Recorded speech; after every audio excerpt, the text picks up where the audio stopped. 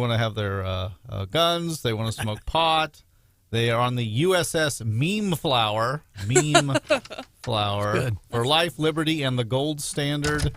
And one guy has 3D printed a tank. So they will have a military. So kind of a spoof on the New Hampshire. Hey, it's Argentina. Good enough for Taylor Swift. It's good enough for these guys, right? Yeah. Hopefully they'll have a better health situation there. For sure. Kind of wilting in the sun, I guess, with her concert there the other day. But anyway, yeah. So we'll see how that works out. But basically, it's the Ron Paul of South America, following up with Bolsonaro in Spain, or excuse me, in Brazil. It was kind of the Trump of South America. So. Hey, there's some bright spots in elections around the world. Well, and my Twitter libertarian friends were all like, yeah, we're going to Argentina. Like, this is awesome. Are you? Yeah. And my more serious, reasonable libertarian friends were like, slow your roll. This guy's going to govern like an Argentinian Congress that he has absolutely no control over. So if you look it up, his party has 39 seats out of 257 in the lower house and just 8 of 72 seats in the upper chamber. And so the guy has a lot of good ideas, but he's going to have a tough time implementing his actual governing principles. Yeah. He's also catching like a lot of heat I saw on Twitter over, I guess he would take chainsaws to rallies and kind of be like, I'm going to, take down this, government bureaucracy or whatever. Yeah. And he was catching a lot of flack for that. And I'm thinking, did anyone watch the ads in Missouri last year? Because flamethrowers. Yeah. Hannah, right. Do we have that audio? Okay, so but it was Vicky Hartzler who had a chainsaw, and she was actually making fun of, I think, Eric Schmidt and Eric Greitens, because she said, hey, we don't need props, but she did have a chainsaw, and Eric Schmidt, of course, had a flamethrower earlier than that. And so I'm like, we're giving this guy grief for being like a crazy wild-haired man, and it's really us. Like, we started it. Go ahead, Hannah. This Eric puts rifles in his ads, and Eric Schmidt plays with a blowtorch. So I brought my chainsaw. And just kidding. A senator. And the former Congresswoman Hartzler, as many people will be familiar with, she's a petite lady. And so it's a pretty big chainsaw. She lifts up and then puts it back down. So. And she has a farm in Archie, so maybe she's used that before. I'm not sure. Might very well cut firewood and all that sort of thing. But Brian, what's going on, man? I think the couple quick things. Our condolences to the motorist from Higbee who was killed in that horrific accident yesterday, crashing into a trash truck that shut down 124 for about 3.5 hours. And I've had the story on the Eagle and done a voiceover for John this morning as well. I also think the Congressman Mark Alford, a very good interview with him yesterday. I encourage people to go KWS.com, 939theeagle.com. You can listen to the full interview.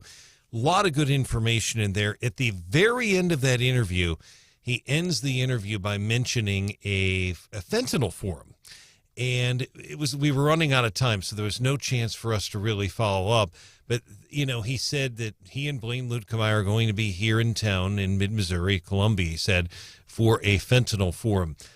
I'm very interested in that, because if you look at the federal government, and by the way, this is President Biden's Justice Department, federal prosecutors appointed by him that are saying this. Boone County is in the top 10 of all the counties statewide in terms of overdoses with fentanyl and some other issues. So we definitely have an issue in Boone County. I just wish we would have had more time to follow up with him on those details. But I know Hannah's reached out as well.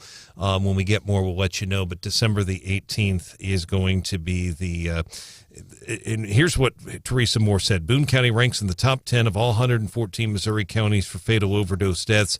Fentanyl and other non-heroin opioids causing a significant majority of those deaths. That's straight from the U.S. attorney appointed by the President of the United States, confirmed by the Senate. So, bipartisan issue. And I'm sure there'll be some people in Columbia at that'll be interested. We just had a guy from Columbia go down for this as well, had ties to St. Louis and Kingdom City. And he's going down, I believe, for 10 years. Yeah, prison. We hear about this national issue with the border and nationwide and worldwide, and then it's right here at home too. And you say here in mid-Missouri, Columbia's the top 10. Yeah, Boone County in the top 10 for also 114 counties in the state. In the top 10 for Missouri's 114 counties for fatal overdose deaths. And fentanyl's not the only one. They have some other as they mentioned, non-heroin opioids, but I'd venture to say fentanyl is the majority. Without question. I hear it on the scanner sometimes, and a lot of them, they don't die, but they still overdose. So it happens more than people realize. There's people on Mizzou campus, some students, some good Samaritans that will carry the EpiPen or whatever things around because they might come across somebody that's ODing. I mean, what in the world is going on that this needs to be a thing? And hopefully, these discussions isn't just about, well, it's really bad and it sucks, and I don't know, it sucks. Hopefully, some action and. I think there will be some action. I think there will. We'll obviously find out. And then the Columbia Missourian article, I encourage people to read that about Landria Wayner's comments last night at the council meeting. But those were interesting too. Yeah, gotcha. It is the holiday week here, and people will be traveling and seeing family, right? Some family that you maybe don't see every day or every week, or maybe haven't seen in a few years, as the case may be. And oftentimes there's people from different walks of life, which is great. And some people have different polarizing political perspectives, and they're from different echo chambers and stuff. And you'll have, Uncle Bob, and then you'll have Aunt Sally, let's say, and you have different points of view, let's say, and they get into arguments, and then, mom's like, hey, I don't want to hear this stuff. We're supposed to be happy. And there is a group called Braver Angels out there that I guess is a national group that tries to get reds and blues together, if you will, and actually know that they're real people and not just, a meme online, and can actually have sane discussions. I was part of a similar group, tried that in Mid-Missouri here pre-pandemic, so, kind of went away there for a while, but they're trying things like that. There was a group in St. Louis, and an article in the Missourian from a few weeks ago, and where we can actually talk to each other and not talk at each other or past each other. Peace and goodwill here on Thanksgiving, I think, is the story. Well, Congress isn't setting a very good example for us about that. They tried to fight last week. The U.S. Senator and the Teamster boss were going to throw down. Yeah. But, I will say I had a lovely Friendsgiving this last weekend. And for a minute, I thought, am I the token Republican here? Because most of the folks were actually, and I don't want to call people out, but there's actually someone who's pretty prominent in Democrat politics. And most of the people were actually left-leaning, and some trial attorney types and that, but folks that I've known for a long time. And it is always one of my favorite events of the year. And we can laugh about it. They can laugh about, they know that I'm on conservative radio, and they said, let's have a debate, and we can have a good time. And we don't start talking about abortion, for example, or, having hard issue debates, because we just agree to disagree. We know we are in different spaces, but we can still support one another and be friendly. I think that's important, but I do believe that's pretty rare. I do believe it's rare today, and I'm glad they're able to do that. My grandmother and grandfather, the grandfather was a dyed-in-the-wool Richard Nixon, Dwight David Eisenhower Republican, and grandma was a FDR, Harry Truman. Got along fine. I'm afraid those days are. I don't see that happening much anymore. I just don't. And John, we've seen the shift in who identifies as a D or R, especially in Missouri. Things have shifted. I think of my wife's grandmother, who was a working class Democrat by Troy, Missouri, outside of St. Louis, and then she got to the Hillary Obama era, and she's like, whoa, wait, this isn't the Kennedy party anymore, and we've seen shifts in that regard. So we think about in Missouri, not that many years ago, you had to declare what party you were. Oh, for primary elections? Yeah, when you registered to vote. Oh, really? How far back was that? A while. Yeah. Well, and now you have with the new law, you have the option of indicating what party you affiliate with. Is that the proper term?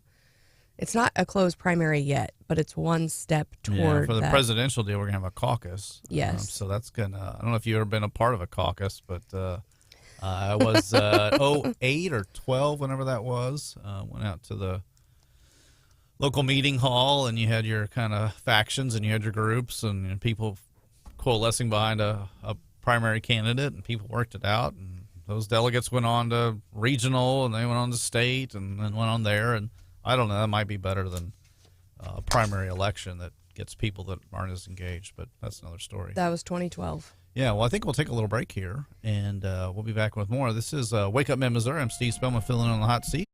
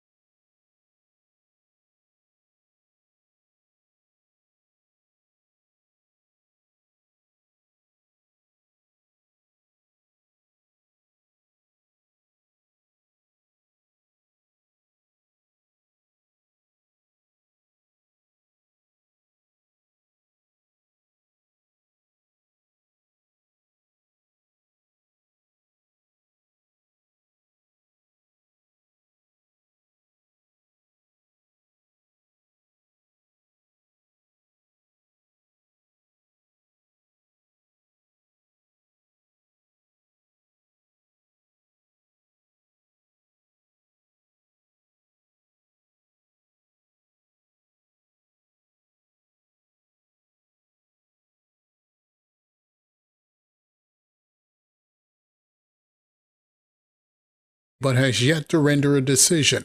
The lawyer for special counsel Jack Smith says preventing intimidation of witnesses and other case participants is at the center of their argument. So that gets us into the daily DC rundown. Of course, this argument happened yesterday. I think it almost went 2.5 hours. Trump has had this gag order, and now his lawyers are before this 3-judge panel arguing that it restricts Trump's ability to publicly speak, and it basically violates the First Amendment.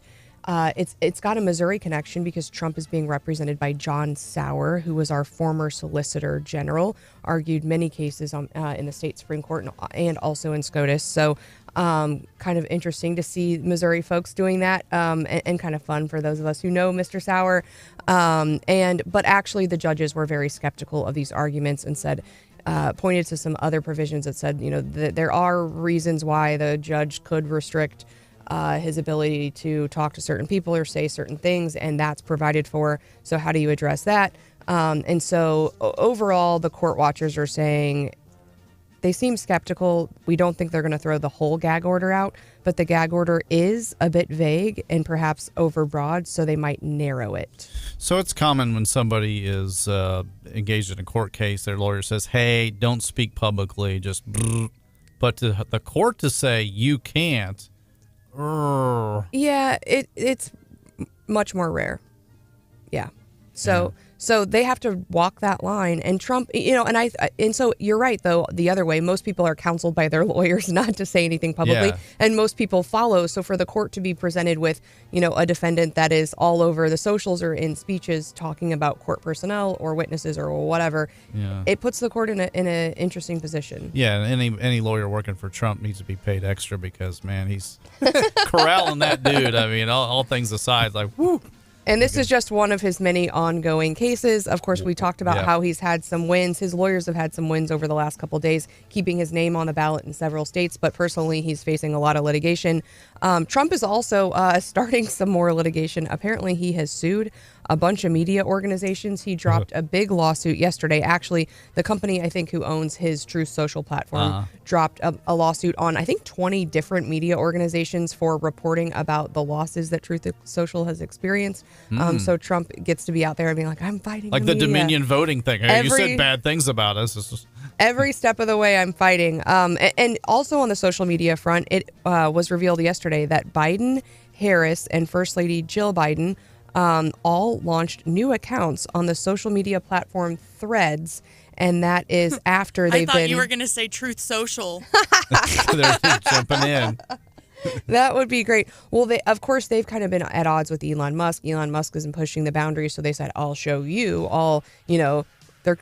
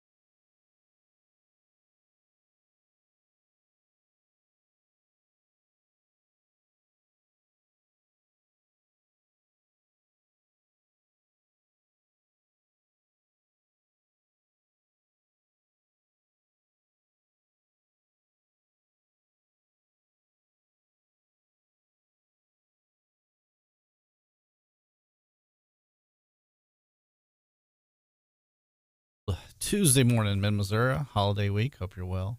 Hey, we're got a good segment with a regular guest for regular listeners will be familiar with Mr. Chris Arps. He's a Republican strategist and communications professional. He's a weekly commentator on Newsmax TV's Wake Up America. Chris, how you doing, man? Good morning and happy pre-Thanksgiving to everyone. Yeah. Hope you and yours as well. We love hearing from your bride there. The kind of tongue-in-cheek compliment, I guess, backhanded compliment that she gives you there. I've been trying to get that updated for like 2.5 years, but Hannah completely ignores me for some reason. Hannah. I mean, if it's not broken, don't fix it, right? I guess. Yeah, she's the boss. That's good. Yeah. Yes, she is. Yeah. Well, Chris, what's going on, man? What's on your mind? Well, a lot of things are going on my mind. One, just that's here what Becky locally, said too. Focus, Daniel's son. One thing here locally, it's just I have a radio show in St. Louis on News Talk STL, and yesterday marked our first broadcast out of downtown St. Louis. We moved to St. Louis County. And the things that I'm reading in the paper the last couple of days, weeks, shows that that's a good decision. I wake up this morning in the newspaper that says that the city of St. Louis missed out on $500,000 in weed revenue, tax revenue, because paperwork wasn't filed correctly. We have the city of St. Yeah, go figure. Maybe they were high. Who knows? We have the city of St. Louis, the jail director. She's been on the job for 3 years, and 10 people have committed suicide or have died at the jail. Oh, my goodness. And then last week we had an article about our city comptroller who's been in office for probably 20-plus years. They did an expose on her. She doesn't come to work. She comes to work probably one or two times a week. They have to go to her house to have her sign contracts. Vendors in St. Louis aren't getting paid correctly because she doesn't come to work. So St. Louis is just a nightmare. And then we've got homeless that are encamped next to City Hall, and the mayor is not doing anything about it. So St. Louis is a basket case. Is that comptroller also studying to be a nurse? Is she changing careers? That was Kim Gardner. That's the other one. Darlene Green. She's been comptroller probably 4 or 5 terms, and it's a shoo-in every election that she's going to be elected. And, the expose came out, she doesn't come to work. Yeah. We're here with Chris Arps this morning. Chris, talk to us about all the protests we're seeing, the pro-Palestinian protests, and we've seen some peaceful pro-Israel protests in St. Louis. But, man, is this something you ever thought you'd see in the city and the county? To be honest, yes. Anti-Semitism has been around since 3,000 or 4,000 years, 5,000 years. It rears its ugly head from time to time. And with everything that's going on in Israel and the Middle East and the war, it doesn't surprise me. What is surprising me more than anything is just all the anti-Semitism among young people on college campus. They're the ones that are supposed to be open-minded and loving and want equality for everyone. And it's just amazing to me seeing them exhibit this racism. I know part of it comes from their professors because that's what they're being taught. Anti-Israel hate and their country is bad. But that's been the one thing that has been the most surprising to me with these demonstrations. Yeah. Back on the marijuana ordinance there, so even governments can get caught up in bureaucracy and paperwork. Us filing our taxes and stuff. It's like, oh, you didn't do this or this box or a schedule, and like, well, okay, I don't know, whatever. And now they got snarled up with it. They want to tax people, but they didn't do the right paperwork. They can't collect $500,000. I think that's that make a good campaign for just say no. Maybe these folks that are responsible for turning in the tax paperwork, maybe they were getting stoned and forgot about it. City of St. Louis's budget is $1 billion, so $500,000, sounds like a drop in the bucket, but that's a lot of money. And pocket change. The mayor of St. Louis is talking about spending close to that amount of money by giving people who are poor or indigent $500 a month just because. So that's not a drop in the bucket of money, and it just shows the incompetence St. Louis city leaders. Well, and we've seen even here in mid-Missouri, I think every small community has voted for that local marijuana tax, who then all had to notify the state government. And I wonder, is St. Louis the only one out of hundreds of jurisdictions who just failed to fill out the form? They have to be. And I mean, like I said, $500,000, that's no small amount of money to just, oh, sorry, we forgot to turn in the paperwork. I mean, we'll do it next year. That's a pretty high cost, Chris. It is. You know, we're generally on here. Oh, we're, I get that. I saw where you went there. Oh, come Anna. on, man. That is it took me a couple of seconds. Yeah, that is a high cost. This topic has so many puns that you just can't avoid sometimes. It's just, I understand. I understand. Yeah, but you know, we're tax sensitive on this program, so actually maybe they're doing the people of St. Louis a favor by actually passing a tax. We've got local state representative Cherie Tolson Rice. She's going around with a petition to basically get on the ballot here locally, like a lot of communities are, to freeze property taxes for seniors or something. That our county commission could have just said, yeah, let's go ahead and do that, but no, that'd harm us. That'd take away tax money. She's like, sometimes you have to actively go and cut taxes, but sometimes it's just through incompetence. You can lower a tax on somebody at least. And I think the situation, the city of St. Louis is a prime example of that. Yeah. You know, our mayor, she's been AWOL the last few weeks. We haven't heard from her with all these things going on. So, like I said, we're glad. You know, I don't live in the city of St. Louis. I live in St. Louis County, and I'm glad that I don't have to drive downtown anymore and can be in the county where it's a little safer. Not much, but a little safer. Yeah. So, Chris, yesterday we heard an update on the abortion initiatives here in Missouri. The Supreme Court said they will not hear the Secretary's arguments. Of course, the case was already heard over the Western District. Thoughts on the abortion measure and how that moves forward in Missouri? Yeah, I am frightened that what we saw in these other states that have enshrined abortion into their constitutions, that same thing is going to happen here. Missouri is a ruby red state, but we've seen other red states that have enshrined abortion into their constitution. You know, one of the young ladies that is behind this the petition initiative, Jamie Corley, I met her in 2022 at a watch party for a candidate that my wife was working for, Andrew Jones, who was working for Congress. She is a former communications director for Senator Corker from Tennessee. She's a Republican, was from St. Louis. She didn't live here. And I knew that she was in support of abortion rights, but it just kind of surprised me. You know, months later, I pick up a paper and she is adamantly behind this effort. She claims that she is a Republican, but she thinks that Republicans are just on the wrong side when it comes to this issue. Yeah, because there's a bunch of maybe initiative petitions to get on next November's ballot to, like you said, enshrine abortion rights of some form or fashion in Missouri's Constitution. So there's the traditional pro-choice group, and they've got the things going on. They got a Swiss Army knife of maybes, language, and so forth. And then you got really a Republican with conservative credentials. That's like, well, they're doing a thing, and I don't know how dissimilar some of the proposals are. Yeah, and that's the one thing. I've worked on a petition initiative, ballot initiatives in other states, and you think it's just a simple thing where you give somebody a petition, they go out and collect signatures. But I learned just when we were up in Michigan doing this for non-citizen voting, you have all of these different competing petitions. A lot of time they're opposite of each other, but they sound the same. Right.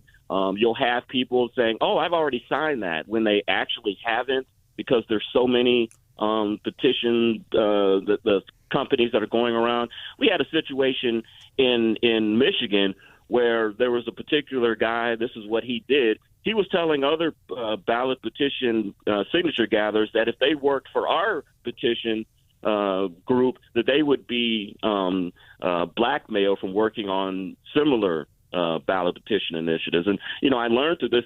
This is how some people make their money. This is what they do: is they travel all around the country working on ballot initiatives. Yeah. And so to threaten them like that, it's really hurt us up in Michigan. Electioneering is a profession. It's become a specialty. it but is. but we're talking to Chris Arps this morning.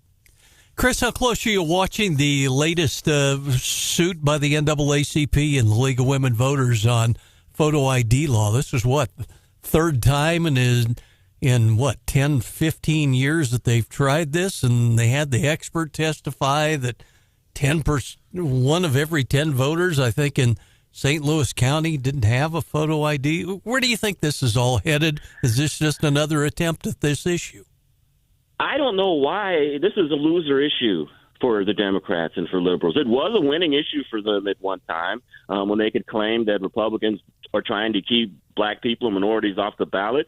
But we've seen time and time again that every time where voter ID has been instituted, African American and minority voter participation actually goes up. So if this is supposed to stifle the minority vote, it is not working. And we saw that poll. I think it was down in Atlanta, and you remember Georgia had all of the ballot initiative things. They had the All-Star game that was taken away from them, and now it is back. They did a poll last year with African American voters, and it was 0%. 0% of them said they felt no intimidation or didn't feel they were denied access to the polls at all. So this is a losing issue for them. I think, in election year, the only playbook the Democrats have is to try to scare minorities and black people that we're trying to put you back in chains and make you slavery. And I think this is just a part of their old playbook. Yeah, the hair on fire rhetoric and so forth. Exactly.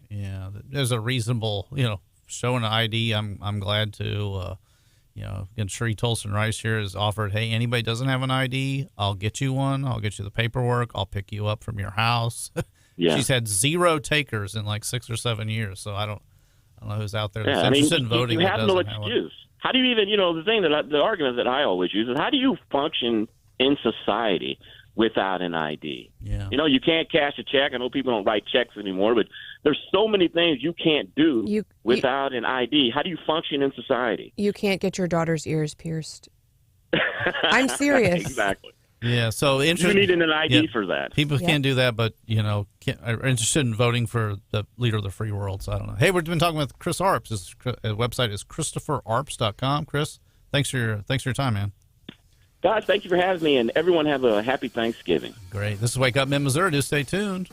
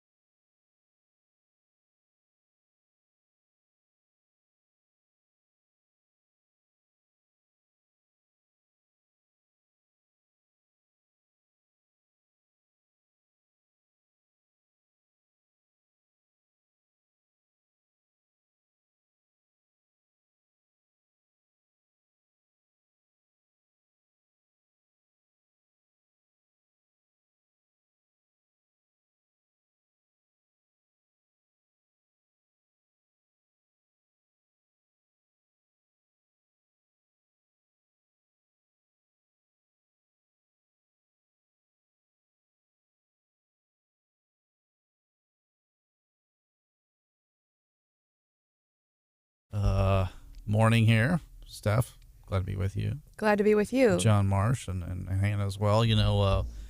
We're looking at the text line here, which you can text there, and we can see at 573-874-9390. That's also the call-in number. Doug out there says, going to turn off the politics for the rest of the week. Is that possible, Steph? Does your mind work that way? No, it doesn't. It's wired. You're. I like to scroll Twitter, and then I get all fired up. Yeah, we're all kind of political nerds, I think. Yeah. So, Hannah, what do you watch on TV with a family of people from different backgrounds and stuff where this might trigger somebody or another?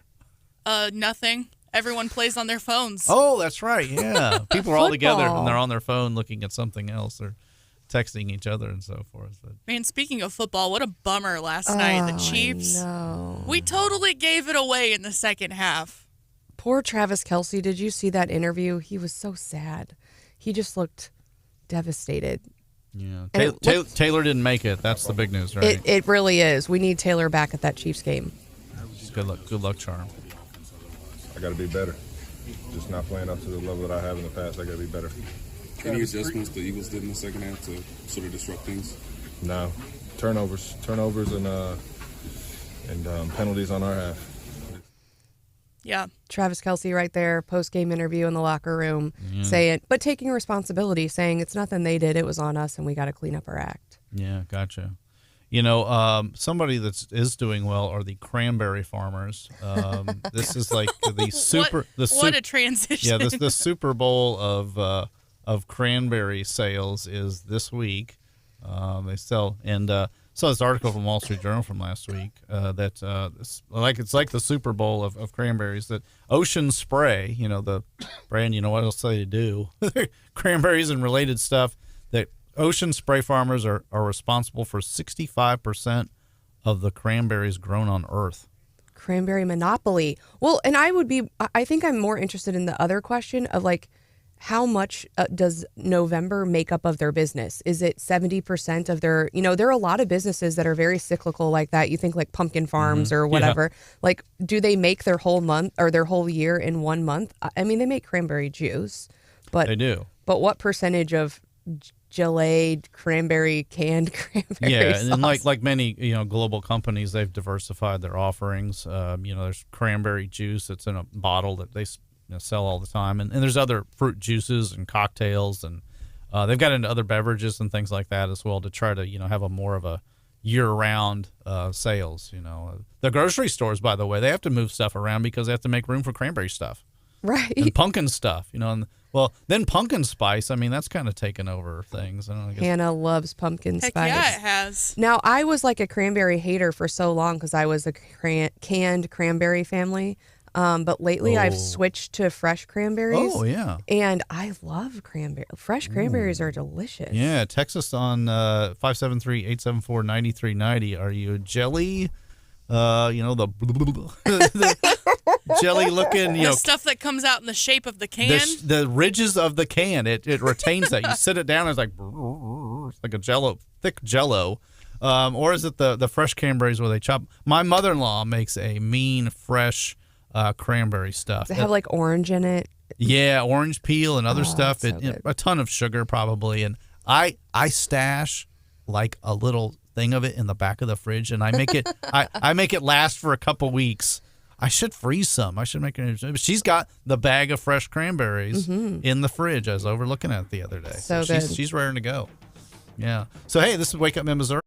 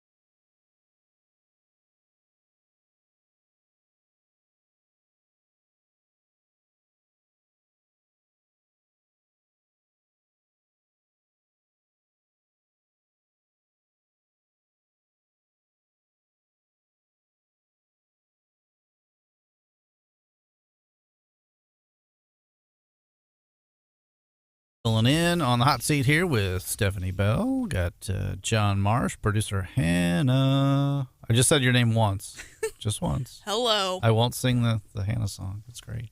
Glad you're with us on a pre-holiday Tuesday morning in Missouri. It's trying to get light, but so cloudy that it's a little dark out there. So hope your morning's going well, whatever you're doing. You're at work or traveling or whatever you're planning to do.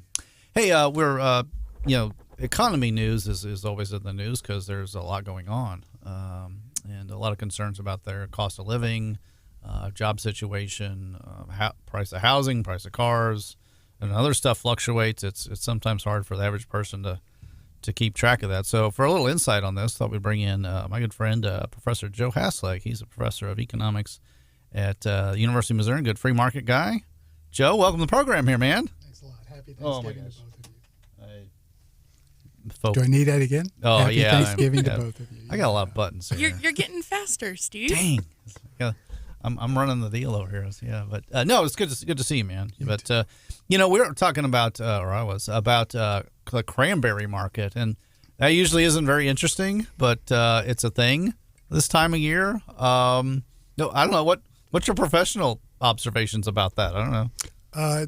I'm trying to get legislation started so that we rid our world of no, I'm kidding. I know we need a ban. I don't like it, so let's ban it. No, big fan of the cranberries. It is intense this part of the year, but I was telling you guys off the air that I've got a very dear friend who's president of a fruit company in Michigan. So they do blueberries and all sorts of stuff. But part of their plant is dedicated to drying cranberries. So you guys were talking about cranberry juice and all the other options that go with a cranberry. And so they do 24/7 or a big chunk of dried berries every year. Yeah, craisins. And I totally had forgot. I didn't even mention that. And that has to be huge. I think there was some sort of lobby several years ago to add craisins to like every salad on a restaurant menu. I mean, it has to be. They're on everything. And then people will put them in like chicken salad and other things. And I mean, when I was a kid growing up, did we have craisins? I don't. No, they invented, I think, at some point. Somebody thought about drying grapes at some point and putting them in a bag, and I was like, well, why not cranberries too? I blame the hydrator. It's just given us options galore. And no, these are right. These are things that are that have caught our fancy, and so dried, craisins are wonderful. According to Stephanie's beloved Wikipedia, craisins were invented in 1989. Wow. Okay. During our lifetimes here, but some of y'all's. Sorry, some of our middle-aged folks here. On the text line, Doug points out that there's a St. James winery, which is by Herman in there, or St. James, I think. Yes. They've got a Country Red, which is a cranberry wine, I guess. So that's sold as well. And there's other food products that put cranberries in them too. Yeah, Tara was sending in one of my favorite recipes, although she does it slightly different than I do. And I was talking about fresh cranberry relish. Well, I make this cranberry jalapeno dip, and you make the relish. It's kind of sweet and spicy with jalapenos in it, and you just spread cream cheese out and dump the relish on top is how I serve it. Tara apparently is bougier than I am, and she makes it into a log of cream cheese covered in this cranberry relish. It is delicious. Whenever I take this somewhere, people request that I bring it back. You can look it up on the interwebs. So in the whole mainstream collectivist discussion, I don't like that, so I don't think they should make that. Well, what skin is I'm not a fan of sour cream cheese generally. Okay. It's more for you then if you like it. And in a market economy, Joe, to kind of go back to meatier subjects, I guess, beyond cranberries, which is a legitimate market. I mean, it's interesting, teachable moment. But, I don't have to like everything for somebody to like it. And I don't have to like it to produce it, but somebody does. Stephanie always says, don't yuck someone else's yum. Yeah, that's good. That's what my kids learned at Southern Boone. Yeah, and this time of year, people get offended by that stuff. But, it's a whole thing of people interacting.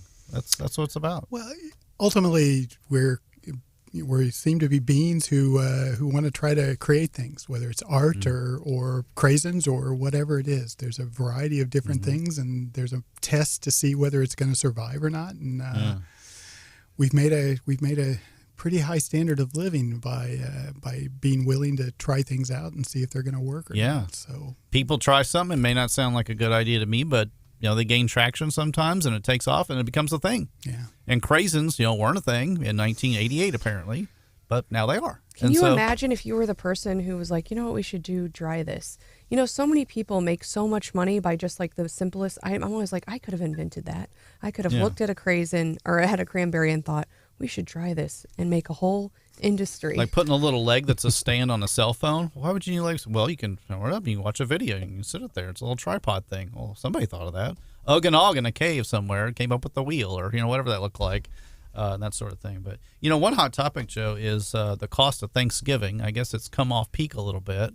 Well, good. Thanksgiving's a little cheaper for the typical turkey and dressing and all this cranberries and all that stuff.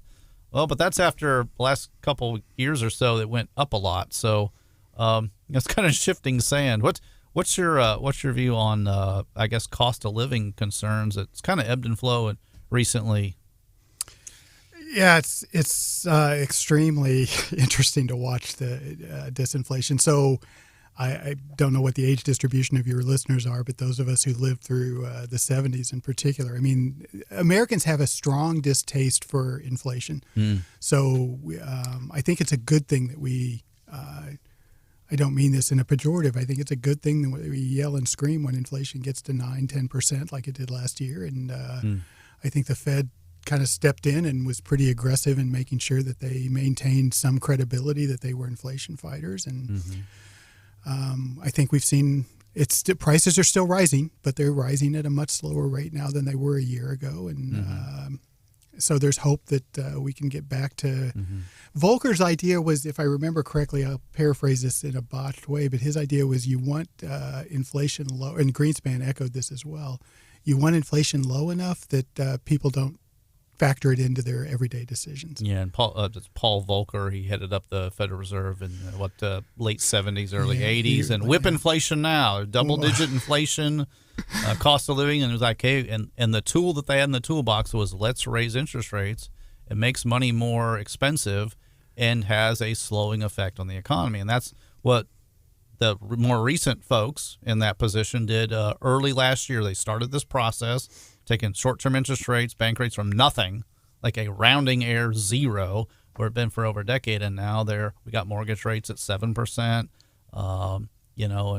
People can, if they go out there, they can get maybe 5% or so on their savings, which is good for them. But it has an effect of trying to slow down the cost of living increases that we've seen. Yeah, I mean, I think ultimately what I think is this is not about interest rates so far. I think the Fed followed interest rates up. The point is that there was just simply liquidity, too much liquidity running around in the system, too much money, not green-colored pieces of paper. It's the biggest chunk of money is those zeros and ones that show up on banks' balance sheets and all the other things, and on the Federal Reserve's balance sheet too. And ultimately, when you start to tighten, when you start to raise rates, the way that you do that is you have to cut the money supply, and so you have less money chasing the same number of goods or more goods. Slows down that economic activity and helps prices that way. So we're talking with economics professor Joe Haslag this morning. Joe, so we're talking about those interest rates and lending rates and all. I know we were watching the publicly traded banks in Missouri, in the last quarter, and they were worried about some mixed earnings results and all that, and the failure of Silicon Valley Bank. I guess from a listener's standpoint, how healthy are Missouri's banks? Should you be concerned? There's nothing that looks. You always have to be concerned.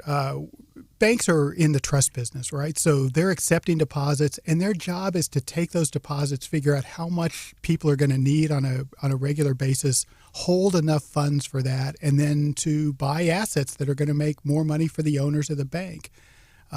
So it is by its very nature a business that involves trust between the depositors and the bank, and it also requires that bank management do its job diligently. So we don't have many failures in the U.S. now, probably largely due to the fact that we insure deposits and people don't feel the need to make a Jimmy Stewart kind of run on a bank anymore. But it's what's really interesting is, I mean, you still see we're down to 4,000 4,200 banks in the U.S. Just to give you an example, Canada seems to run about nearly 98% of their deposits through 5 to 7 banks. We have always in this country thought, just like home ownership is really important in this country, we've always felt it was really important to have local banks. And I think that even raises the possibility of people in bank management like Silicon Valley who are going to take big bets. And sometimes those big bets go bad, and they have to shut the doors of those banks. And there aren't that many regulators anymore to keep that vigilant an oversight on things. And it gets back to your question. Banks in Missouri, as far as I know, are healthy. They're in pretty good shape, and we don't have to go down to our banker this morning and ask him what he's been doing with our money lately. Yeah, I know people cash in the Christmas Club account, right? I know people in this industry, I'll say, and when last spring, as John was mentioning, a couple banks on the east and west coast had problems. Oh my God, the whole thing! The system came in, shored them up. Well, okay, we're going to give unlimited FDIC insurance. And and then they got bought out, their assets, and life goes on. And I don't think anybody stopped having a checking account. Nobody lost their money, isolated thing. And this dispersed risk over the economy and multi institutions. And FDIC insurance. Oh my God, I got to be FDIC insured. Well, maybe, but have you seen the scandals with these people lately? I mean, they've got sexual harassment, and they're sexting female employees. I mean, some bad stuff. It's like you trust them instead of this. So it's about who do you trust, and we'll maybe do more of that discussion later on. But been talking with economics professor Joe Haslag from Mizzou. We'll take a little break here and be back with What's Hot with Hannah, and we'll be back with more here on Wake Up.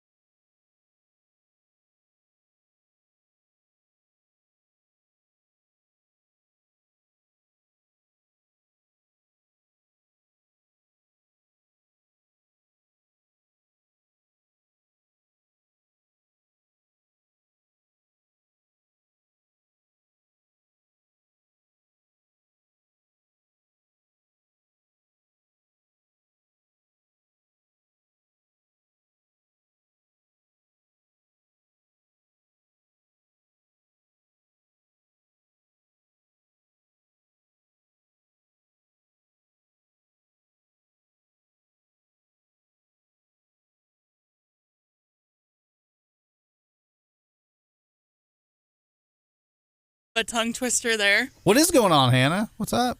Well, I'm a little sad about the Chiefs losing last night. I stayed up past my bedtime for a not very good football performance from our Kansas City Chiefs, but that's okay. I'll get over it.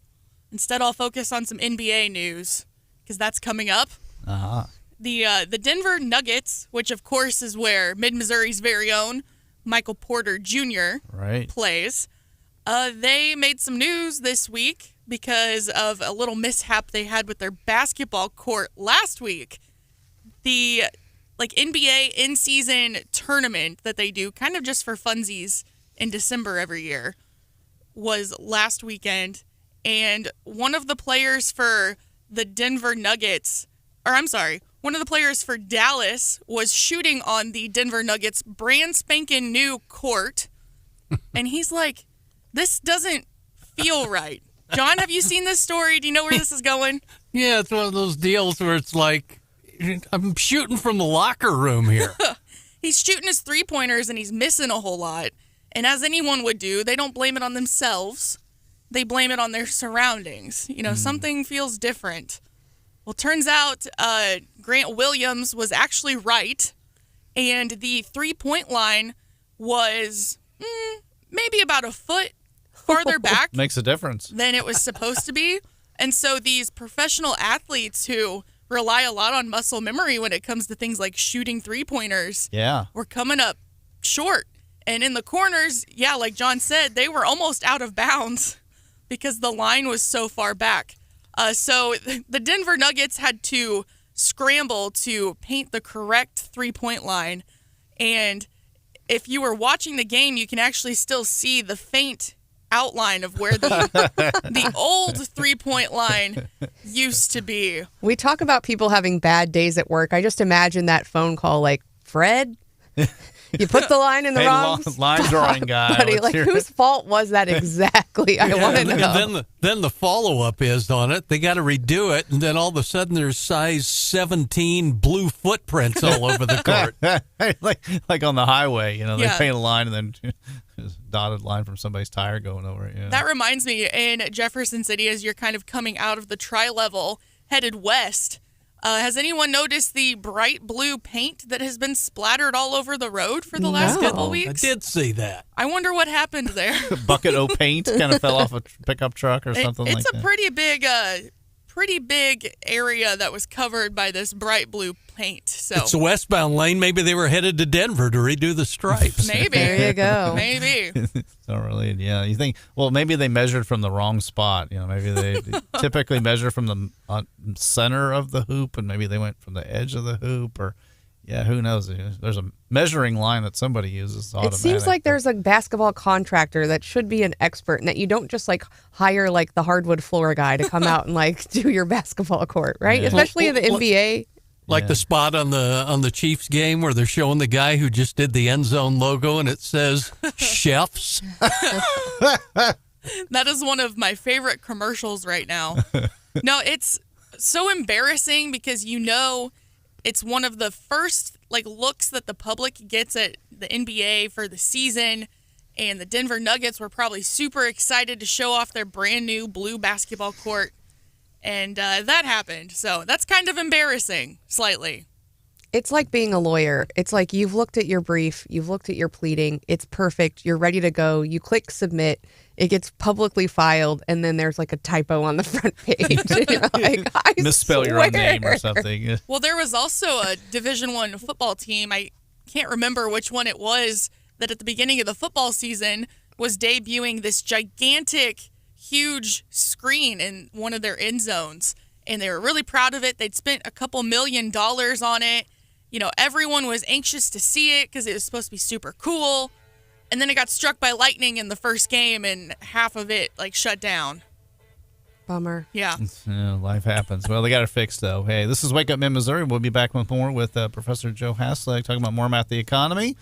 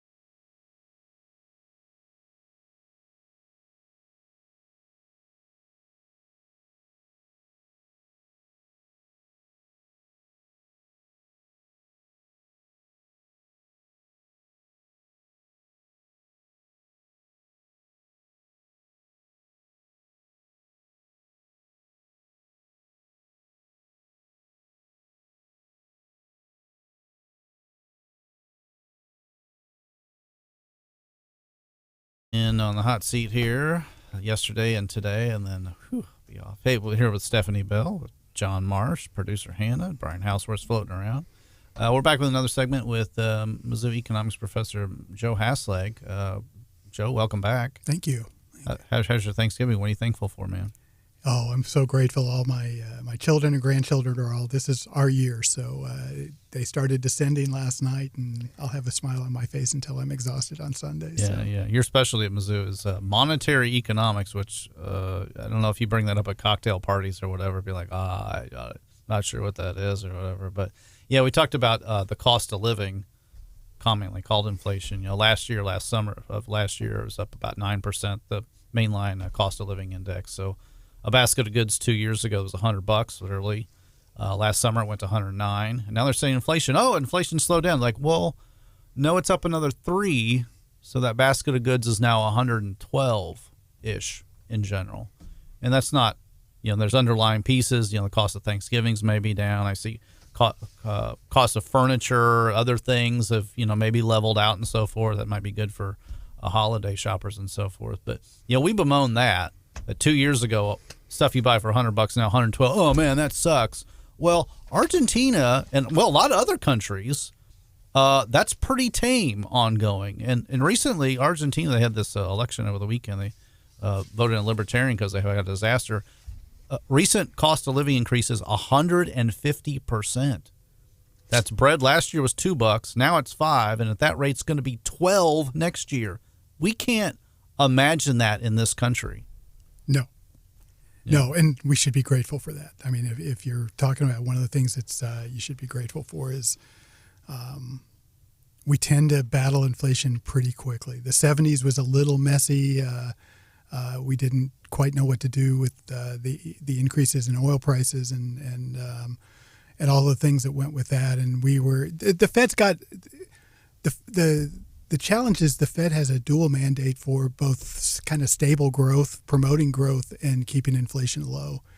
The dominant theory or approach to this is that there's something called a Phillips curve, which says that there's a trade-off. So if you try to get inflation down, you can do that, but in doing so, you're going to slow growth.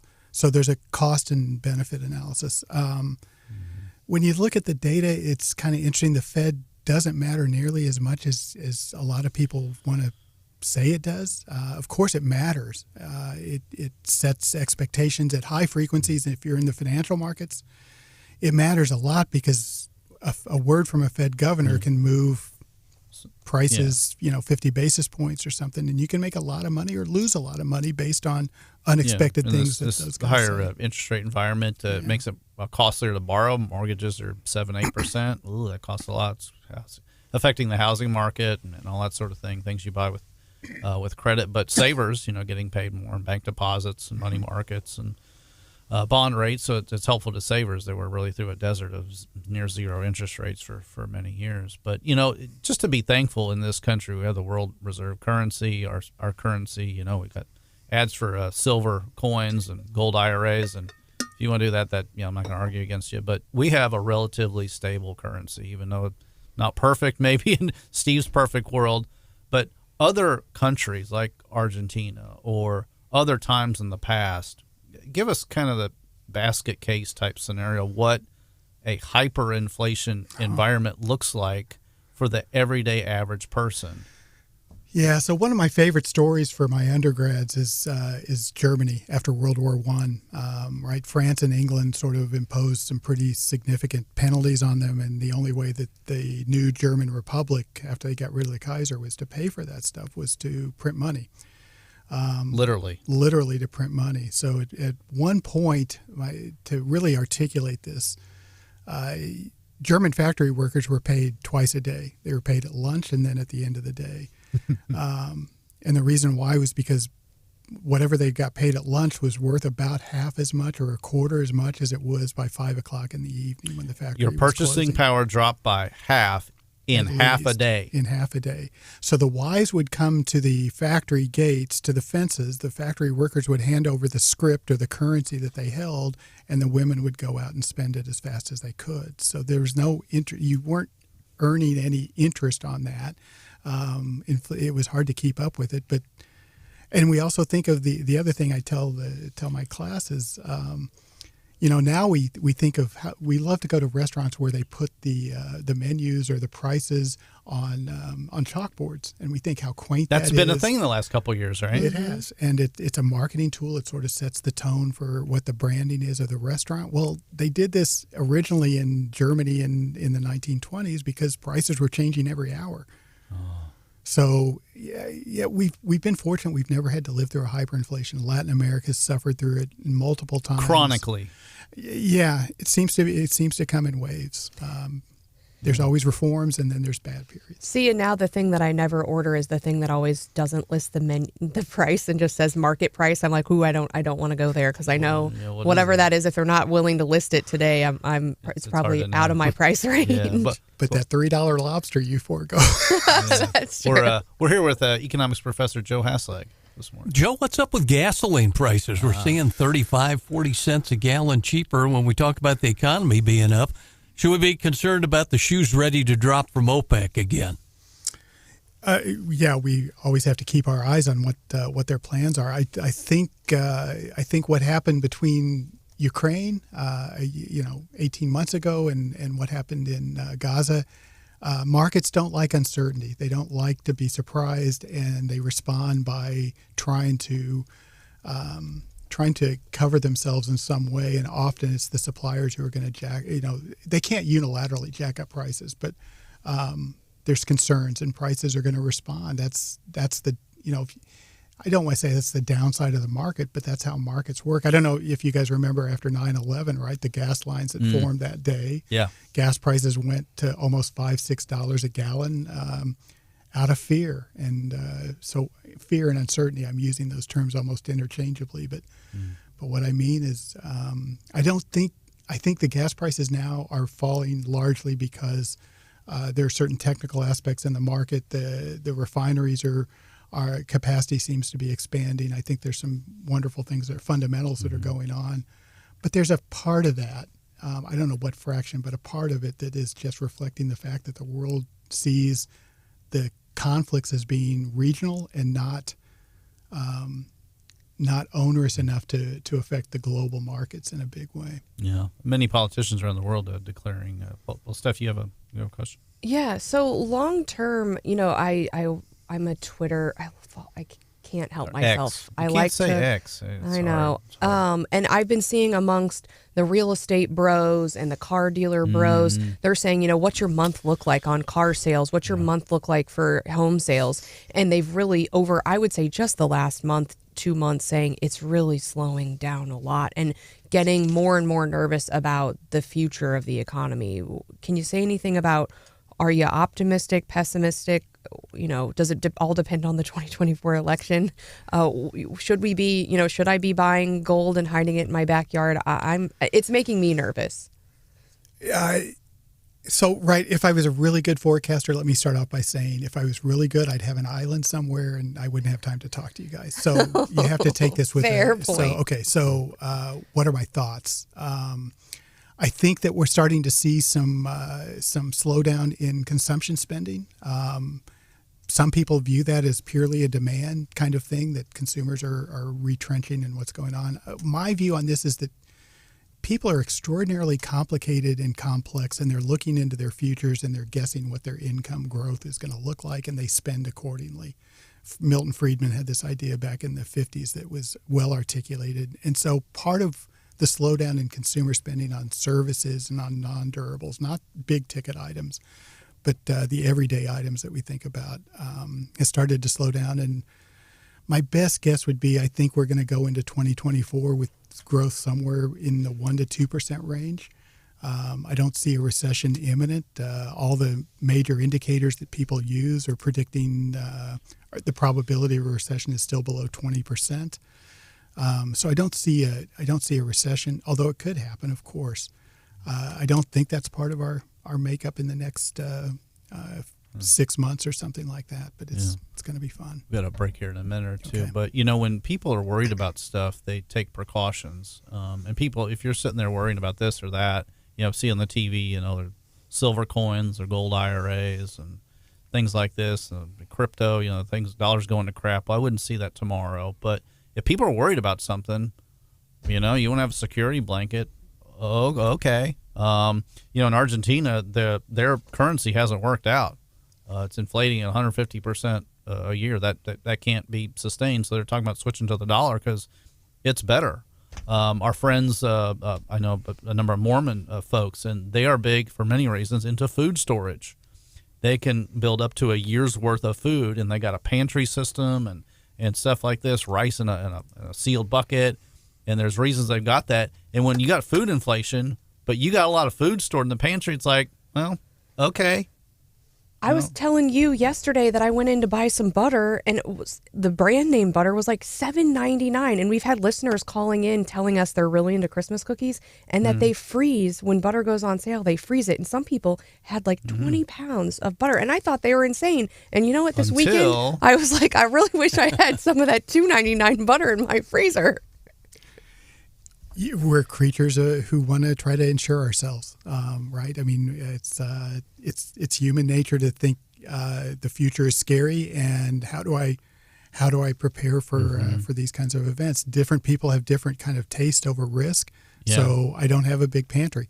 I kind of go with the flow, I guess, maybe a little bit. It's what are you going to spend your time on? But if you had a concern of that and you're keeping up at night, okay, take some precautions. Sure. Yeah, and it costs you a little something, and maybe it doesn't work out. Maybe I stored peanut butter was going up a few years ago. I went and bought peanut butter, and then I actually went down then. Like, oh well, okay, well that didn't work out. But anyway, we've been talking with economics professor Joe Haslag with us. We'll take a little break here on Wake Up Mid Missouri and be back with more in just a minute.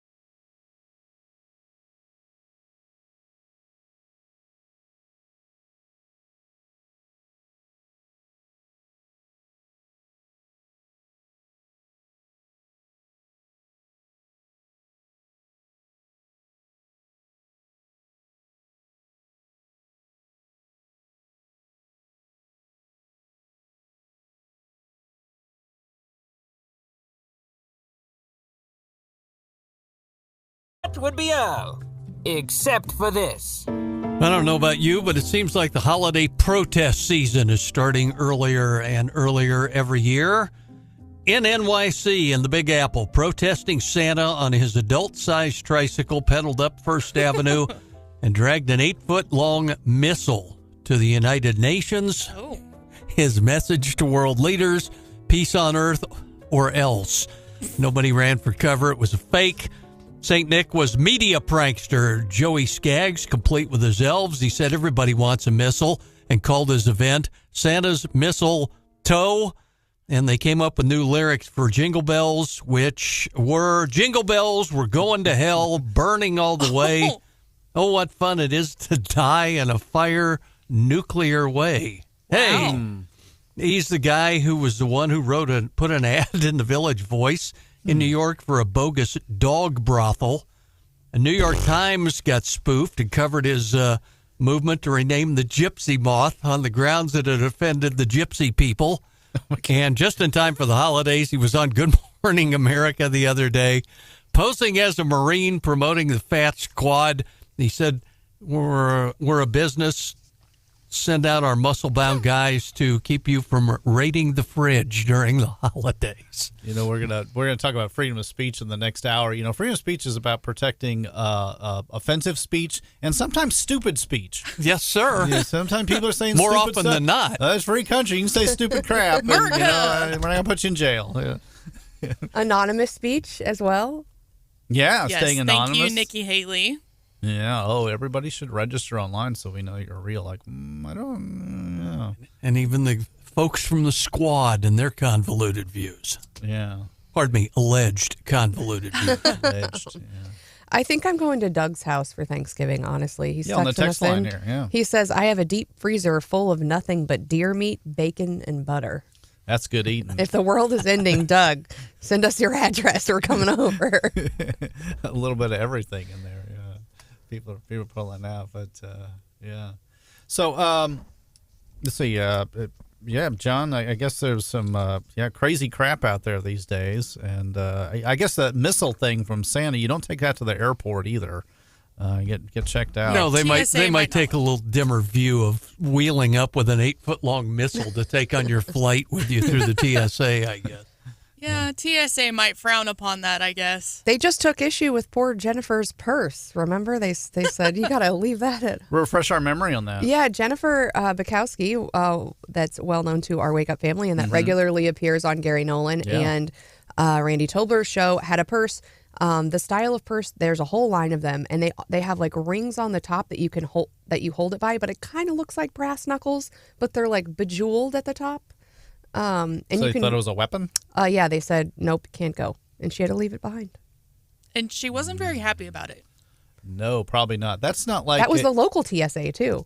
Oh man, that's not like your bottle of shampoo's a little big, or hey, you have fingernail clippers. That's probably a little nicer item there. But yeah, you know, we got a minute here. A lot of people traveling. I am not traveling by airplane. I avoid that like the plague. These these high traffic times. So they talk about delays at airport. That is not me. I have a friend who's an architect who got kicked out of TSA for a drafting pencil in his suit pocket. A drafting pencil? Mechanical drafting pencil. I traveled. From here to New Orleans with my older mother. And she's in a wheelchair and stuff, and couldn't stand up to go into the the naked body scanner thing that they still have. And they're like, well, she needs to put her foot on there on the little thing. Like, you look at her. Is this a terrorist? What is she 75? Because she's 75, she can still sit in the thing. Well, no, she's 73. Well, she's got to go through the thing, and little 5-year-old kids, 73-year-old women. Oh, you're a potential terrorist. What kind of country is this? I'm sorry to go on a rant there. Well, and I just saw a comedian, and they're like, are the TSA people the people that are protecting us from terrorists really? I mean, no. And the ones in Colombia actually do a really good job. They're much better than the big city airports and so forth. And some of these people, they're in a bureaucracy. They're following the rules and the bureaucratic training. Do this. Look out for this. And they'll feel like they get in. You could see it in the young guy's eyes. Like, I'll get in trouble if I don't do this.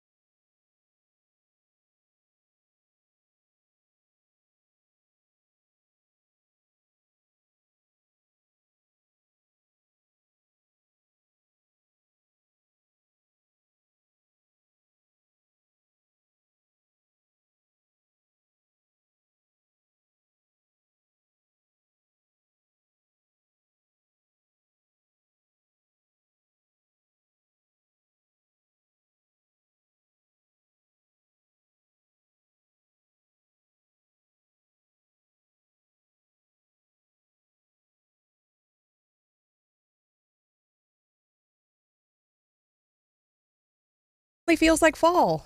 It does, for good and for bad. We're in kind of semi-holiday mode. It's kind of a weird week. Some people are off work or taking off work. They're thinking about traveling pretty soon.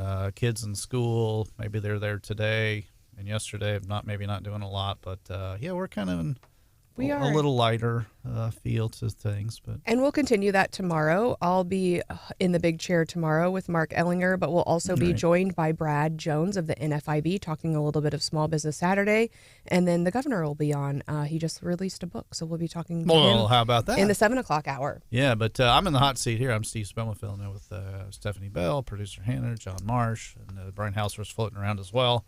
But you say, Steve, can you get some guests? I'm going to get a little help from my friends. We had Joe Haslag, my friend, economics professor from Mizzou, and now we got Mizzou law professor, Carl Esbeck. How you doing, Carl? Good morning. It's good to see you, brother. Nice to be here, Steve. Yeah, so kind of constitutional law, people's personal liberties. That's kind of a specialty of yours, would you say? It's kind of your space. Well, before I retired, so I'm recently retired. So emeritus? Professor Emeritus, oh, yes. Boy, that's yeah. But yes, one of the courses I did teach was the survey course in constitutional law, which includes freedom of speech, what we'll get to shortly this morning. Liberty-oriented folk, I would say at large. One thing is about freedom of speech protections on campus. That has been a hot thing. There's a group called FIRE, which basically, whether it's conservative groups or whatever, kind of being stifled one way or the other. And now we've got some people protesting in favor of Palestinians, and that is very controversial. And, again, it's controversial things. So what's your point of view? Because, freedom of speech and that sort of thing is kind of your space. What's your observations there? Well, we've got protests on campus going both ways. Oh, true. Sure. So, but the war in Gaza has kicked up some controversial speech issues in two respects. Yeah. There's the speech of the students, but there's also speech by university presidents. Uh-huh. And that, too, has kicked up some controversy ever since the October 7th Hamas attack. So maybe first thing is to say not all speech is protected by the First Amendment, but most speech is. So it's easier to talk about what is not protected. What's not protected are true threats. That's where you put somebody in immediate fear of bodily harm. Carl, I'm going to hurt you. I'm going to bust your head. That sort of thing. Yes. Yeah. And it's a situation where you're there bodily near one another so that you could actually carry out that threat. And then an incitement to unlawful conduct. And then in many instances, giving money is speech. Like when we give money to a candidate for public office, that's treated as speech. Well, if you give money to what the government has said is a terrorist organization, that's not protected speech. Otherwise, all other speech is protected by the First Amendment. In particular, hate speech is protected. In other words, we have a culture that you ought to be able to hear ideas that you find deeply offensive, and nonetheless, your response ought to, either turn the other cheek or come back with speech of your own, which counters what you've been hearing. Now, recently we saw from Missouri's own Senator Hawley, some legislation directed at corporate speech to potentially overturn Citizens United. Can you talk a little bit about that angle of the case in general in corporate speech? Well, of course, that's a long way from the war in Gaza and campus, but his bill would attempt to overturn Citizens United. Citizens United is a First Amendment case, so his bill would attempt to overturn the First Amendment. You can't do that with legislation. So right out of the box, he's got quite a heavy lift. And, immediately his critics, I don't count myself among his critics, but they yelled hypocrisy because he was for corporate speech, and now he's against corporate speech. And it seems like the difference is he now doesn't like what the corporations are saying because they're saying progressive politics, and he's on the other side of that issue. And we won't get into this, but then law professor Josh Hawley was a former colleague of yours yes, here on that's campus true. here. But we're talking with ME law professor Carl Esbeck this morning. So let me go back to just very briefly President's speech. Right after the October 7th attack, a number of university presidents, mostly coastal, came out with statements, and then they were very controversial because in America, half the country's always on the other side of whatever you're saying. Right. That's just the nature of America. We're highly, highly diverse. And so, they were very upset that these state university presidents were using this special platform to say things contrary to what they believe. And I think the solution there is the university presidents are not expertise on military matters. They're not expertise on foreign relations. They simply should say nothing. That's what they ought to be doing. What they are experts on is the administration of a highly complex nonprofit organization that we call a state university. Right. And that is an area of expertise, but it has nothing to do with the war in Gaza. Heads of private companies are navigating a controversial world in many regards as well. So, hey, John Marsh, what's your thoughts, man? My question was for the professor, something that wasn't reported much, but I thought was kind of interesting with Judge Gooch's appointment to the Missouri Supreme Court. 6 of the 7 justices are now Mizzou Law alumni. Yeah, and of course our admissions office is promoting that. I don't know what to make of that, Do you think it? I don't know. Do you think it speaks I'm familiar to their with the mindset? process because I was once in it in way back history in the 1990s, and I would say it's a very fair process. The governor at the time was Ashcroft. The person who got the chair was Limbaugh. Steve Limbaugh, I think, is his first name. And, it's a very fair process. And I do, in general, support the non-political aspect of the Missouri plan. So I assume I had a couple of these individuals who got the appointments as students.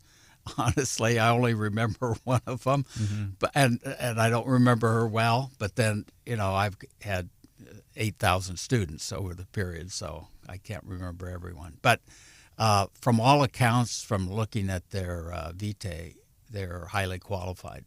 Yeah, judge selection is an area that a regular person isn't too aware of. I couldn't name very many local judges. I mean, they're doing important things, but I don't know from Adam largely. They get on the ballot occasionally. I'm like, I don't know. So another case that's been a really hot topic, especially here in Missouri, is Missouri v. Biden. And it's another First Amendment case. In the accusation there is that the government isn't censoring the speech necessarily, but the government is working through social media companies to essentially censor speech through a third party. And they were essentially forcing those companies to tamp down on, I think primarily that lawsuit deals with COVID issues. About 80% COVID. But okay. There are other issues that were in social media as well. Okay, what do you make of that lawsuit, and how do you think the court might address those issues? Well, first of all, the Supreme Court's granted certiorari, so we're going to get full briefing, oral argument, and so on. And we'll know more once that oral argument takes place. But I think it's a sound lawsuit, and the government ought not to, especially surreptitiously, as did the Biden administration, to surreptitiously work with social media giants to suppress people's speech just because the government doesn't like the speech. That's really, really dangerous. So I give former Attorney General Schmidt, now one of our U.S. senators, he's the one that spearheaded that, and he used a lawyer from St. Louis, John Sauer, who's a fine, solid lawyer, to spearhead that along with the state of Louisiana, but Missouri did take the lead. I just hope Attorney General Bailey doesn't mess it up. Well, and of course, John Sauer was in D.C. yesterday arguing the Trump gag order case. Have you reviewed the arguments or the court watchers' perceptions of that argument, and where do you think that's headed? I did hear a clip where John Sauer was quoted, and I think the conventional wisdom is that they will narrow but sustain the gag order. So, Sauer's going to win a little. Okay. Yeah. Well, we'll take a break here in just a minute, but real quickly, what are you seeing? So you're semi-retired and so forth. What are you seeing on like local campus on Mizzou? Like, are there hot protests? Are people? I mean, is this hair on fire type things? Are people worked up? Are people want to stop people from saying things? What's happening on the ground? We see the big news on left coast, Harvard's and the UCLA and the crazy people. But what's happening here in Missouri? There's individual speech, fairly civil, which is good, but from a variety of angles among the students. And there's protests that are organized. There was one Saturday at 1 o'clock. Palestinians, they met at Speaker's Circle right outside my office and walked to the city hall asking for city officials to ask for a ceasefire. And but it's all it's happening, but it's certainly nonviolent. It's exactly what should be happening. People are free to speak. You don't have to listen to them, though. I'm not obligated to hear them. That's right. I don't want That's to, right. So, yeah. They were leafleting at the farmers market across town and I got one of their leaflets. A friend I was with said, "No, I don't want your leaflet." Yeah, Everybody was polite. You can read and throw it in the trash.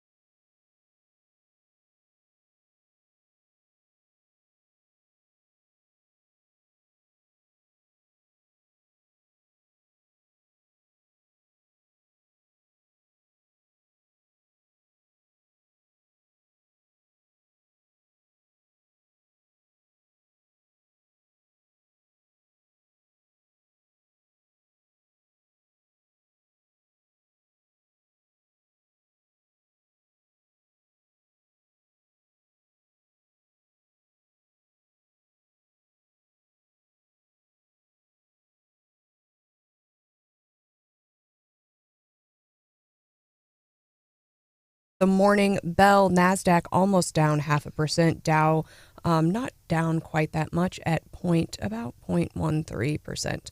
All right, so we're headed into the busiest travel season, not just of this year, but what they're saying is the busiest travel weekend ever, essentially. Those are the latest numbers out of TSA, and now it's going to be complicated by the weather, apparently. And so there are some storms down in the south. I guess over on the east, they're expecting some storms. They're expecting rain and significant wind. Of course, the wind might impact your flight. The rain, obviously, we've seen some pretty horrific accidents here in Columbia yesterday with the rain.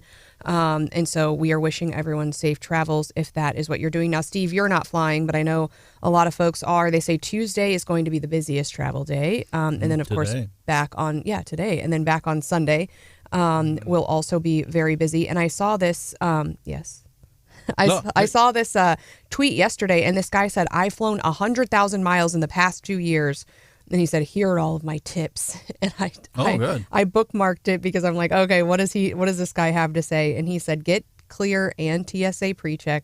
I would have to agree with that. It helps significantly. Of course, here in Columbia, they don't have Clear yet, but TSA PreCheck, I think, does help, especially if you're running behind. He said, learn your hubs and which one to avoid. You know, the whole maybe going to Chicago in the winter isn't the best plan. And I think especially flying out of Columbia, you have the option to connect through Chicago or Dallas. So as we enter the winter months, and both had some delays I saw on the Fox News graphic a little bit ago. Oh, yeah, it might be. I'm wishing everyone well, but I've been there and been stuck. He also said fly in the morning if you can. Typically, you have fewer delays, and that, you know, the later you go, the potential for afternoon storms or weather creeps up. He said, learn how to use your seat maps. Oh, this one I'd never heard before. If someone's picking you up, can you do this? If someone's picking you up, meet them at departures. So, like, don't meet them at the exit, but, you know, because at departures you can pull right up. Yeah. Isn't that, I thought that was cool. Go the opposite direction. I thought that was so clever because then you basically get curbside. You don't have to. Did you say they're anticipating the busiest travel holiday ever? Well, I think so. I think that's what Fox News said, yeah. Yeah, according to the TSA numbers, they're going to screen millions of passengers, and even pre-COVID numbers, they're expecting to outperform. Yeah, still people for the last 3 years that had stifled travel. People are still hungry to go places. I liked this, and we need to. This is Hannah, one for our friend Randy Tobler, who told us he eats the tailgate leftovers well into the week. This guy said, avoid Montezuma's revenge. Only eat things that have been hot recently. No ice, no fruit. Bring Imodium. And we've had some incidents on planes lately, so that I thought was really great. He said, be comfortable. Wear travel pants. Invest in a good travel bag. Make sure you're using the hotspot on your phone. If you're trying to work, be secure as you're hanging out in the airports. But I thought these kinds of things are helpful. So if you're traveling, I think the important thing is check the weather, be prepared, know that it's not going to go perfectly, probably. So take a deep breath.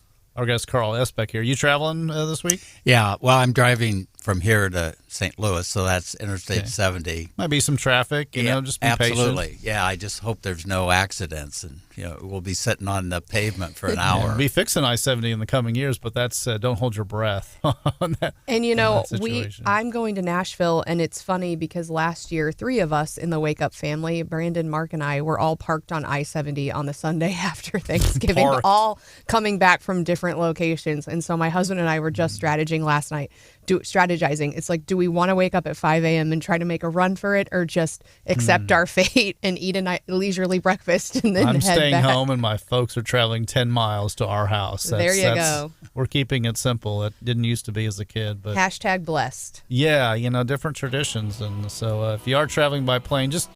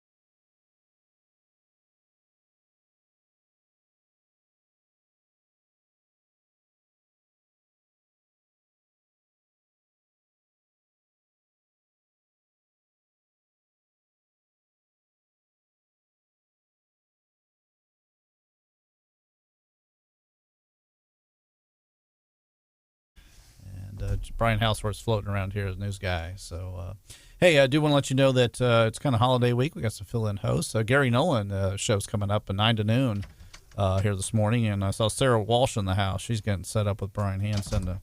She'll be guest hosting there. Should be good. She's a former state rep, crowd favorite. Yesterday was Eric Burleson, by the way. That was a pleasant surprise, and he kind of told his personal story at the top of that hour. So that was good as well. But we're back with this segment with MU law professor Carl Esbeck is with us, kind of constitutional law and free speech type topics. So, Carl, welcome back. And I know, Steph, we were talking about free speech issues, and we're talking about some of the presidential candidate folks got different views on free speech. Yeah, some of these are concerning. Mark texted in and said, "Hey, while you've got the professor in the house, what are his thoughts on this Nikki Haley proposition that everyone on social media needs to be verified such that we would eliminate anonymous speech online?" It reminds me of Jack Danforth. That's going to date me a little bit, but remember when he was complaining 30 years ago about former congressman from Missouri? Yes, U.S. Senator, yeah. Attorney General, etc., for the state. He complained about incivility among candidates, and that's why in advertising now, I'm Jack Danforth and I approve of this message. That's why that's tagged onto that's Jack Danforth there. Really? Well, so, I admire Nikki Haley's campaign, but this is a slip up, and I hope she walks it back. We have a long tradition, maybe 400 years, of going all the way back to the English crown, that the way the crown regulated speech was that you had to register before you could publish anything.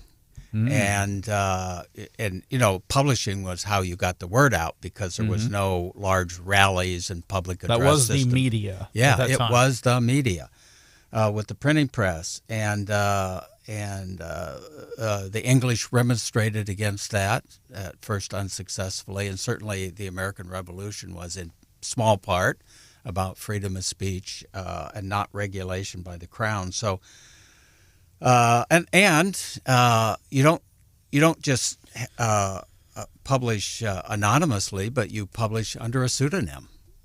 So the reader doesn't even realize that this isn't. A number of real the founders person. did this as well. Oh, absolutely. Common Sense or other names that were quippy. And Sure, absolutely. Yeah. So, bad idea, and I hope she walks that back. So if Elon Musk on X, used to be Twitter, says, "Hey, if you want to be certified to know where pay something and get a blue check mark." Okay. A private firm wants to do that and say you have the option to kind of certify that we know that you're really you. But the government says that you have to do that. It's a whole nother ballgame. Right. Then the difference there is X is privately operated, so they're not subject to the First Amendment, whereas the government is. Yeah, so to say the federal government is going to require everybody on every social media, that's hopefully she kind of walks back from that. So, I'll tell you what else is on your mind, Carl?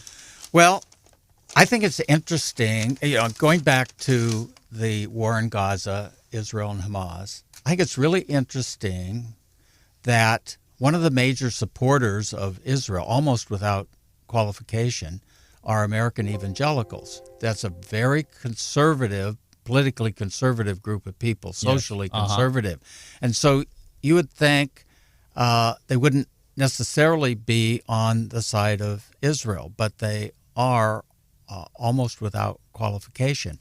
And the reason is that they read the Bible, end times prophecy, as giving modern-day Israel, the modern nation-state of Israel, a role in that end times theology. And so Israel has to continue to exist. Of course, Hamas, their agenda is to wipe Israel out. And so that causes about 80% of evangelicals to rally to the side of Israel. So that makes the American response, when you choose between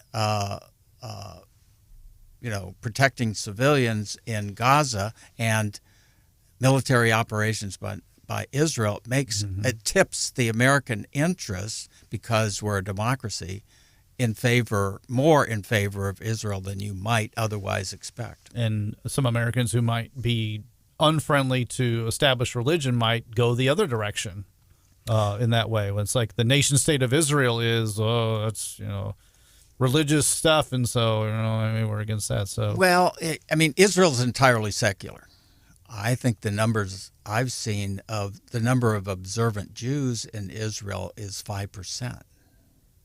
So it's Tel Aviv and stuff is a cosmopolitan city, I understand. Yeah. It's not just a wailing, Jerusalem's a wailing wall and stuff. But. Yeah, so Israel's more like Western Europe in terms of religiosity, very, very low. So we're talking about free speech and unpopular speech. So questioning to many listeners, including myself, like, well, wait a minute, what do you mean? So differentiating the nation of Israel and Judaism and things like that from the modern nation state of Israel.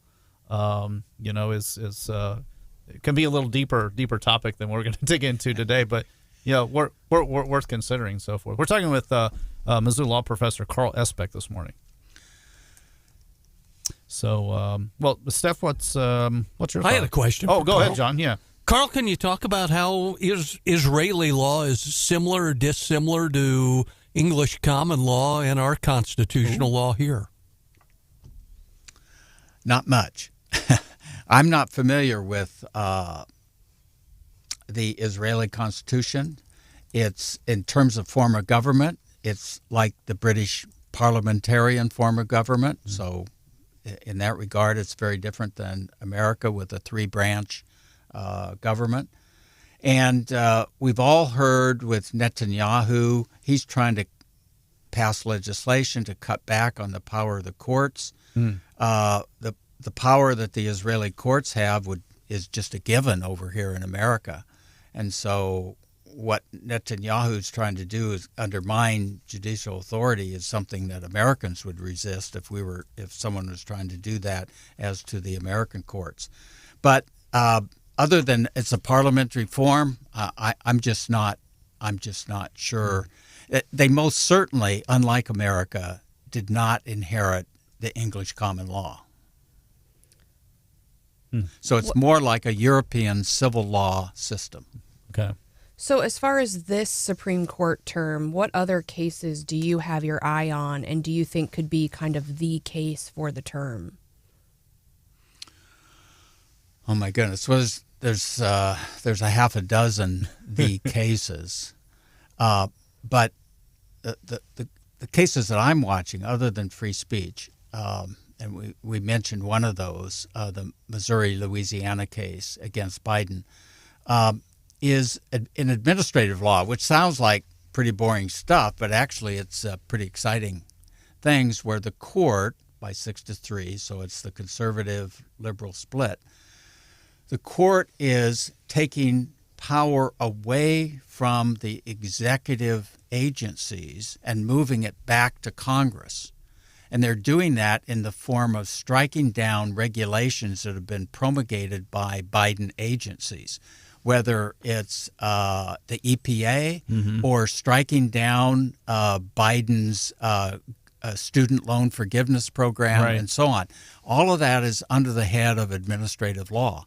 And they're really combing some new paths, and there's a case about to be argued that is thought to overturn what's called Chevron deference. Well, Chevron is the name of an old case from 35 years ago, but it's where the court said, we're always going to defer to the agency when you can argue the question either way. And if we overturn that case and do away with Chevron deference, it then means that every time the agency is sued and is in court, there's not a presumption that what the agency did is proper. The presumption is, hey, prove your case, same as anybody else. And it's fundamentally, it sounds like a challenge to the administrative state, where Congress says, well, we're going to have this stuff and fund this agency, and you can kind of do all this stuff and write your own regulations. It's essentially outsourcing lawmaking to bureaucracies.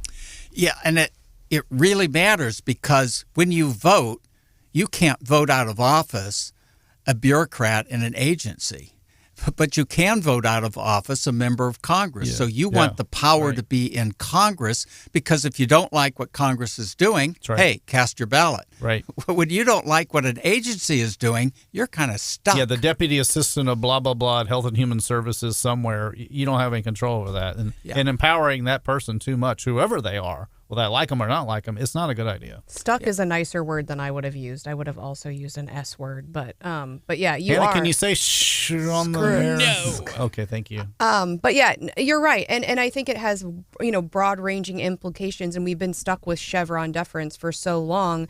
And I think when you're talking about the federal government, there should not only be a presumption that what the government did was proper, but there should really be a presumption that what they did was improper. Sounds like a fundamental challenge to the trend of progressivism over the last 100 years. Just to make a bigger government. We got so many rules and dictates. Congress can't even track them. An omnibus bill that outsources basically to the bureaucracy to rule your life more and more. Yeah. And it's a thing, and it has to be pushed back against. So this could be important.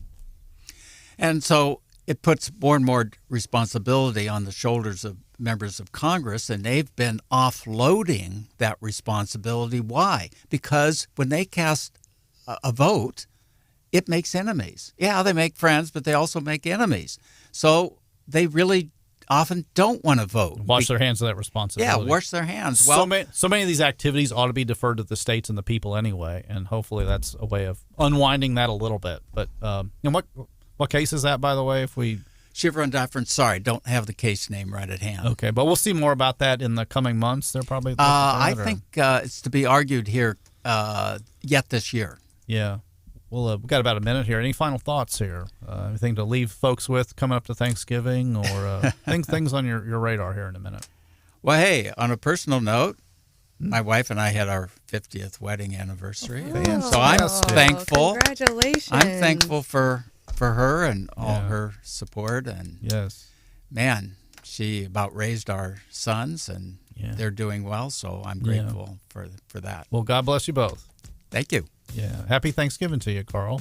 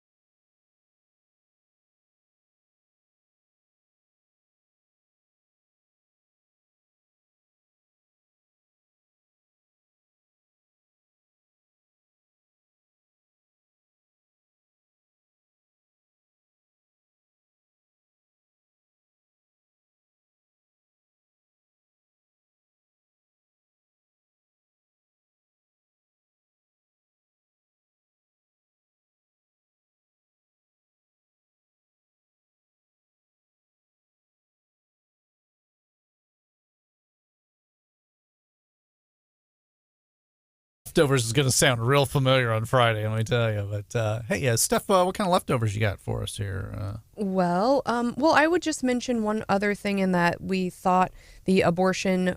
Well, some people were hoping that the abortion measure was going to go up to the Supreme Court. The Supreme Court said no, that's the state abortion measure, where the Western District rewrote the ballot language. They said no yesterday. And so essentially the ballot language is locked in on that measure. And so the petition proponents can begin collecting signatures. Here in Missouri. Here in Missouri, yep. Yeah. Okay, very good. John, what do you got, brother? And City Council looks like they're moving ahead with their push for a conference center because they authorized spending $575,000 to buy and then tear down the News Tribune building in Jefferson City and use that for about half of their footprint to potentially build a hotel, an attached conference center, and a new parking garage, literally half a block up the street from the Missouri Governor's Mansion. So maybe this is the time it'll happen. Now, is this city taxpayer money or some economic development group? Or I don't know what their mix all is on it, but they're looking for a developer, so I don't know, if they're going to use that, buy that money outright with city funds. I think it comes from city parking fund monies, if I'm not mistaken. Okay, gotcha. Well, a little more to come. My mom and I and youngest son, we were traveling in Missouri, went to Fayette, ate lunch, and went to a park, and went to an antique mall, and I collect old highway maps, and I found a 1972 travel guide and atlas issued by the Best Western Motels motel line, and oh, wow, it's got a map with what the motels were, like the AAA book. You want to guess what 2-bedroom for 2 people in mid-Missouri and Best Western was in 1972? 2-bedroom? Well, 2 beds, I'm sorry. Okay, 2 beds. I was like, wow, that's a nice Best Western. 2 people. I don't know, $50?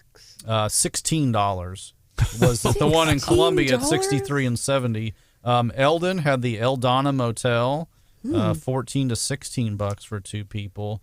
Let's see, Moberly was the Knoll Motel at the corner of 63 and 24. That would have been probably Morley Street at that time. $10 to $12 for 2 people. I remember traveling. Our summer vacation was to see my grandma in Colorado. She lived in Fort Collins for a while, so we got across I-70, and Kansas was really boring. And my dad had given me the AAA book. And okay, we're coming up on Hayes or Oakley, Kansas. Here, Steve, look at a motel. And in the late 80s, like $40, $50 was the going rate. If it had a pool, maybe 50. But Steph, I mean, what's a average hotel now, like middle class level? I would have guessed about $200. Yeah. I tend to stay in the city, and I think that discounts for rural areas. You have good taste. Well, yeah, but I would have guessed even $200. According to some statistics website, it's $148 in 2022. Yeah. And that sounds about right. I mean, you can go to rural Drury's, Holiday Inns. That's probably about right. But $150, I mean, that's expensive. And Steve, you must have been highfalutin back then, because I know a lot of families, growing up, and I know my husband's family, for instance, they just camped. They took and they would go to a campground. They never stayed in hotels. My and we mom, camped some. Growing up, they had a thing on the station wagon where it was nice. They had the luggage rack they'd clear out, and the 2 little kids would sleep up there. And my grandma would camp out cooking and stuff. And they'd stay with relatives, like my grandpa's old Army buddies from World War II. He was in the Army Air Corps in England, and met folks, and he'd go travel and meet those and other relatives, like in Texas and stuff. And they'd stay with relatives, camp out. And so a motel, that was nice. Sure. But it was also $10 to $12. That seems amazing. I wonder if it came with free breakfast. Yeah, 50. It did, well, probably didn't at that time. That's ebbed and flowed too. Hey, it's been real fun hanging out with you. Cool. I've been Steve Spellman here on the Wake Up Columbia program. Got hanging out with John and Steph here and Hannah, but we'll be more with Gary Nolan's show coming up in a few with Sarah.